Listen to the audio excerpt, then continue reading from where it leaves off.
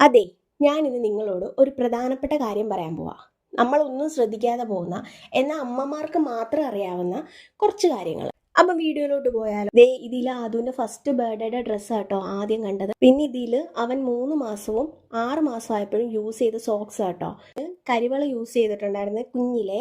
അങ്ങനെ അതും എടുത്തു വെച്ചിട്ടുണ്ട് കേട്ടോ. ഇത് നടക്കാൻ തുടങ്ങിയപ്പോൾ ഇട്ട് കൊടുത്ത കാൽത്തളയാണ്. പിന്നെ 3 മാസത്തെ ഡ്രസ്സ്, 6 മാസം യൂസ് ചെയ്ത ഡ്രസ്സ്, 8 മാസത്തെ യൂസ് ചെയ്ത ഡ്രസ്സ്, അതിൻ്റെ ബേബി ഹെയറും ബേബി നെയിലും ഞാൻ കൂടെ എടുത്ത് വെച്ചിട്ടുണ്ട്. ഈ പെസിഫയർ യൂസ് ചെയ്തപ്പം ഞാൻ ഒത്തിരി കാര്യങ്ങൾ നേരിട്ടിട്ടുണ്ട്. ഒന്നാമത്തെ കാര്യം, ആളുകൾ ഇത് കാണുമ്പോഴത്തേനും അതിന് എന്തെങ്കിലും അസുഖം ഉണ്ടോ എന്നായിരുന്നു എടുത്ത് ചോദിക്കുന്നത്.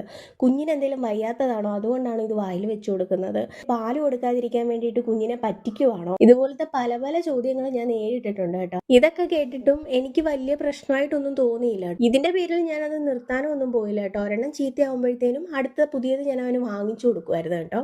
അന്നേരം ചോദിക്കും, അച്ഛനും അമ്മയ്ക്കും ഇതിന്റെ ബിസിനസ് ആണോ? കാരണം ഓരോ മാസവും ഓരോന്നല്ലേ അല്ലോ. കുഞ്ഞ് ഉറങ്ങിയില്ലെങ്കിൽ, കുഞ്ഞ് പാല് കുടിച്ചില്ലെങ്കിൽ, കുഞ്ഞ് ക്ഷീണിച്ചിരുന്നാലൊക്കെ അമ്മമാർക്കല്ലേ കുറ്റം.